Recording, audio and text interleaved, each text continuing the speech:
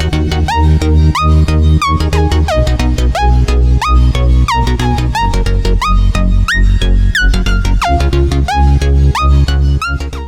everyone, this is Jody Robinson. Welcome to this episode of Dual Process, where each month we choose a different quilt and we give you one hand-guided design idea as well as one computerized quilting design idea for the same quilt.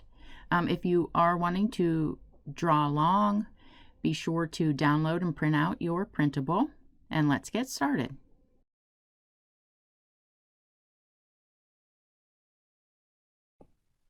Hi everyone, it's Jody. This month for the Chevron hand-guided idea, we're going to do some feathers. And what we're going to do is we're going to choose, I think like when you have the two different colors of the chevrons, it's nice to do a different thing in each one. It kind of makes each one stand out a little bit. And you might notice looking at this that I've gone ahead and marked a line through the dark chevrons. And what I did was I always like to see if there's a way that I can use the piecing seams or points in some way because it makes it a little bit easier. So I just marked from here all the way across using, you know, the points of the intersection of the piecing that was already there. And so we're going to put the feathers in there, and what we're going to do is use this marked line as the spine. If you're someone who likes to stitch the spine, you can do that. I would just do it, you know, before I start. But I'm just not going to, because I'm going to do my feathers left to right. So I'm going to do both sides as I go. And what that'll do is create the spine as we stitch. And then in the whites, we're going to do a little bit of ruler work, and then we're going to add a hand-guided swirly design in the center of that. And if you look up here at the top, you'll see that I've marked these little V's. And the reason I had to do that was if we look at this white section here, I can go off of the seam to stitch the lines, but I don't have that on the top. So I did mark that just to make it a little bit easier, and I marked it on the bottom as well because we also don't have the whole thing there. So what we're going to do is we're going to go ahead and do this first gray one. That'll be the feathers. And so the way that, you know, I always like to try to look at it and see which way I can stitch it. That makes the most sense. And I do want to stitch in the ditch between to separate the light and dark.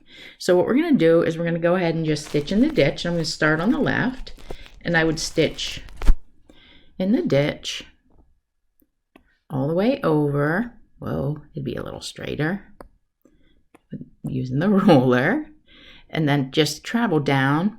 And then go ahead and stitch in the ditch back to the beginning. Oh, it's so wobbly when you do it on the computer. Okay, now we get back here, and what we're going to do is just start to add our feathers in here, and we're going to I'm going to do both sides. You certainly don't have to do that. You can simply feather over one side, stitch the spine back, and then do the other. But we're just going to fill in all of the gray. And so what's kind of cool about this is that you get these really cool, all different shaped feathers because some have to get bigger. And I like that look. It's just something a little bit different. And some of them are going to get pretty long where you go out there to fill in the chevron, the tip. And you're just going to keep going, work your way over. And you'll notice it's not like I do one on one side and then bounce right to the other. Sometimes you need to put a couple in there before you move.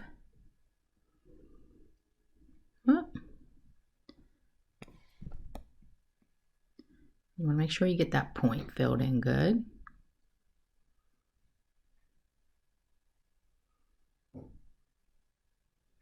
Okay, so that finishes that one, and then I would go ahead and tie off and come back. Well, actually, we can kind of just travel up here, and we'll go ahead and do this half one. So let's just travel up here, and then using my ruler, I'm going to stitch over. These are going to kind of be horribly not straight, but I apologize, it's just really hard when you do it on the screen. You travel back up, and then you can hit these ones that we marked because it's halfway. And then we're going to come back, and in this bigger area, we're just going to add these swirls. And then you just, again, travel.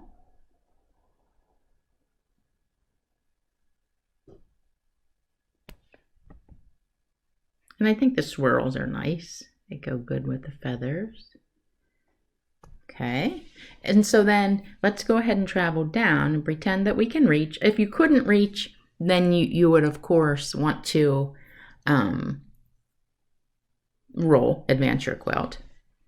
This one's already stitched in the ditch, so we're good with that one. So we're going to go ahead and I'm going to go down here because I would prefer to get this stitched in the ditch. So let's go ahead and do that.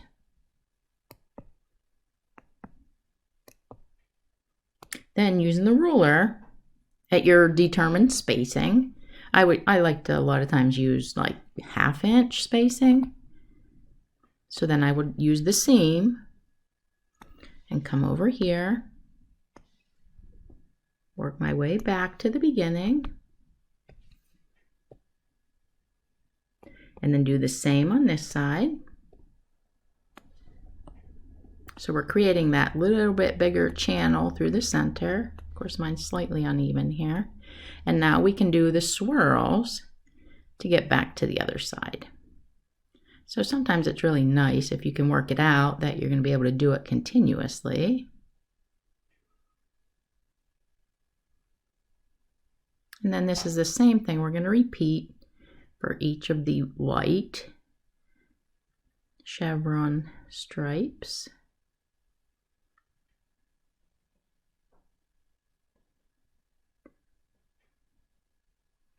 And then at this point, I'm sure I would need to advance the quilt, so I would go ahead and advance that. And I've already stitched this in the ditch here. So I'm going to go ahead and start with that. On the other side, do this one. And now, because I find myself over here, but I want my feathers to be going that way, I am going to go ahead and just stitch the spine because it'll get me back to where I want to be.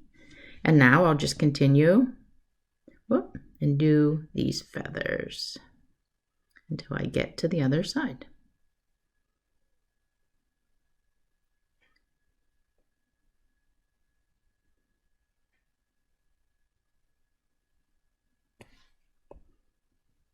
And of course, if you're not maybe the quilt doesn't call for feathers, you could certainly add some leaves or loops or whatever design you want that goes with your quilt.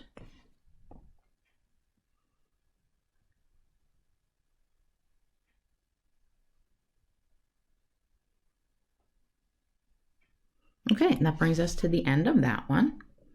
So now I'm just going to continue on. I'm going to repeat that same thing in the white, and then we'll have a partial row at the bottom, and I'm going to go ahead and finish those up.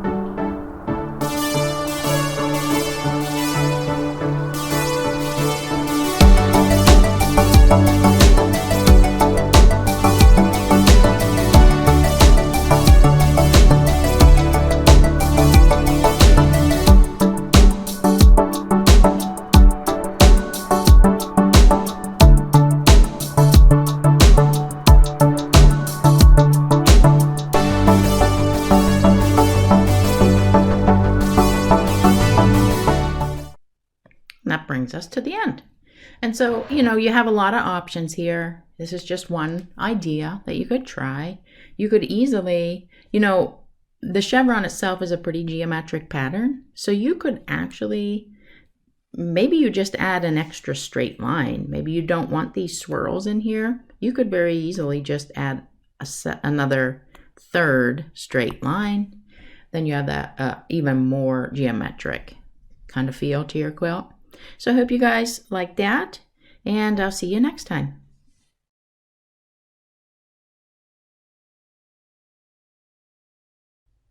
Hi, and welcome to this episode of Dual Process. My name is Ava Birch, and thank you so much for being here. So today's quilt is a chevron quilt. It's more of a temporary quilt, but as always, there's lots of options. Depending on how you want to use this quilt, we'll take a look at a couple different densities and scales of our designs. So I already chose some designs here, and I'm going to show you how I'm going to use and apply them. The goal for me is I want to make sure that these chevrons here are going to stand out in contrast to the ones that I want to be more in the background to create some texture and also some interest. So the pattern I'm going to start with is the simple arc point to point, and this one was designed by Joyce Lundgren. The reason why I chose a point to point pattern is because I want to use the draw pattern feature for this pattern. So if I want to use the draw pattern feature, one of the requirements is that it has to be a point-to-point pattern. So with my pattern selected, I'm going to go to the draw pattern icon, and I have to figure out which direction that pattern is going to be placed. I'm going to simply follow the piecing. I'm going to go ahead and just place those patterns.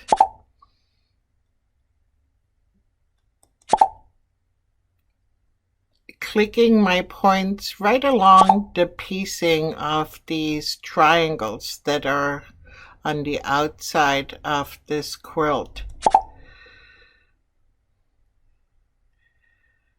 And once I have done so, I can exit my drawing function. And what I want to do now, I want to go ahead to the first one, select it, and then perform an order join, as well as combine the patterns. I see that I need to make a small adjustment here, so I'm going to go to my universal handles, and I'm just going to carefully stretch that pattern so it fits in the corner. And I think that looks really nice. So I might as well just continue on with the rest of those patterns. Now I'll select my pattern again, select the draw pattern feature, and I want to follow right along the piecing here. And I'm going to start on the right hand side, and I'm just going to use those intersections of the piecing. So seeing that we're working on an image in standalone mode, usually that's a pretty precise way to click out and mark something up. But even if you were doing this on an actual quilt, you can still utilize those piecing seams and intersection for your draw pattern feature. Okay, so now I need to be down here to continue on. So I have a couple different options. I can close the drawing function and start down here, or I can exit because my goal is always to be as efficient as possible. So I'm going to select my draw line tool, and I'm going to connect those sections. So I'm going to draw my line from here down to here, exit that drawing function, and I can again go to the draw pattern. I can turn on my endpoint snap to make sure this is connected here really well, and then exit by just simply clicking on the S key on my keyboard, exit that snap function. And I'm again utilizing the piecing here to click out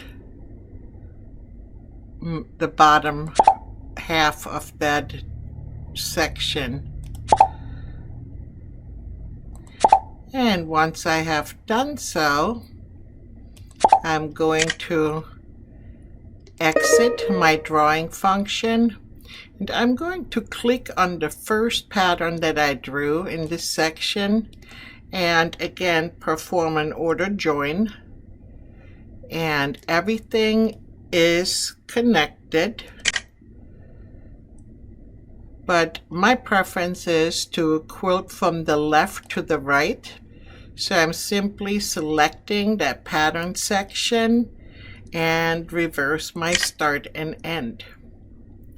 So now I could do the same thing again, use draw pattern to draw my patterns in that next section. But I can also, with the pattern highlighted, select rubber stamp and place that whole pattern section right in there.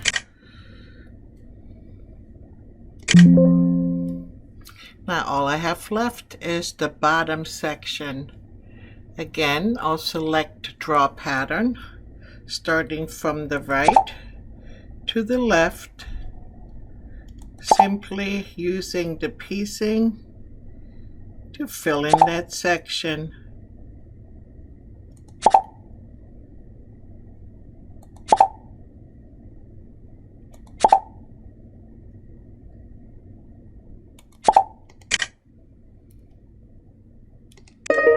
And then I'm going to order join once more, combine the patterns, and in my case, I want to then also reverse the start and end.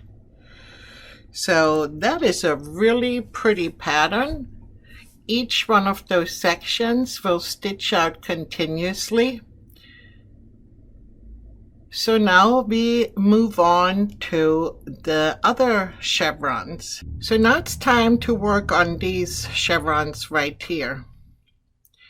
And I've selected a couple different fills here because I want those chevrons to have a little bit denser quilting. So in order to use any of those fields in the gray chevrons, I'm going to select draw boundary, and I'm going to draw a boundary around those chevrons.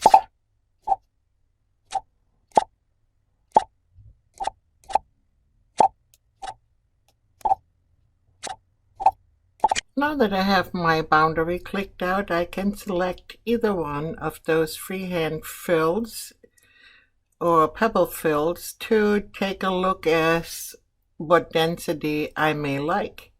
So I'm going to bring this one over, and I have kind of pre-sized this ahead of time. So with the pattern selected and the boundary highlighted, I'm going to select fill inside and see what I like. I'm going to go ahead and click out the boundary at the bottom because looking at it side by side will probably give me a better visual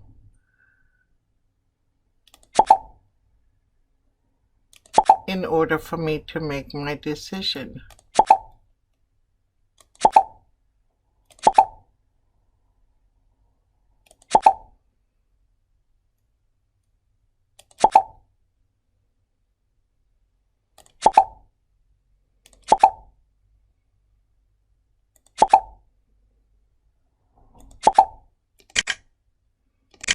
So with the boundary highlighted, I'm this time going to choose the pebble fill 2, and I've also pre-sized that.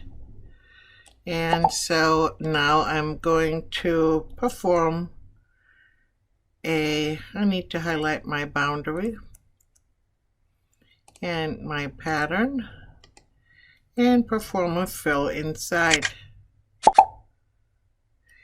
And now I can take a look to see which of the designs will work better for me.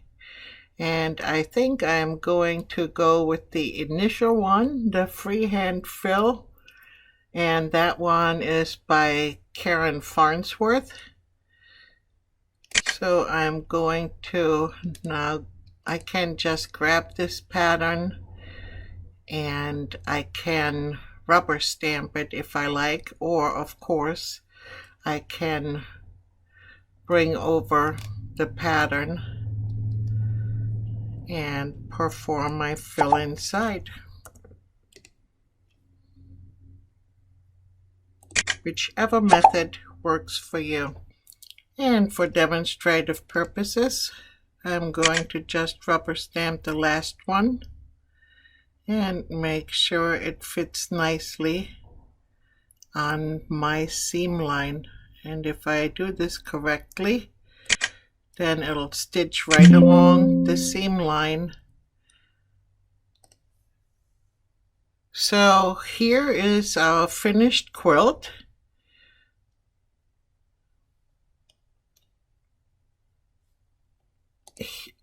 Right here you can see another version where the pebble design was a lot denser than on this quilt group height right here. Here is another version with the larger fill. So again, it really depends how you would like to use your quilt and what level of density you're comfortable stitching out. We have 3 different options here, and they'll give you something to think about, and you can also play with some of your own favorite patterns. Happy quilting!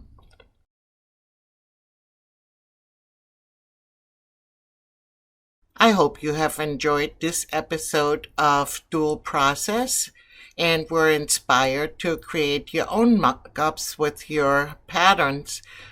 We'll see you next time.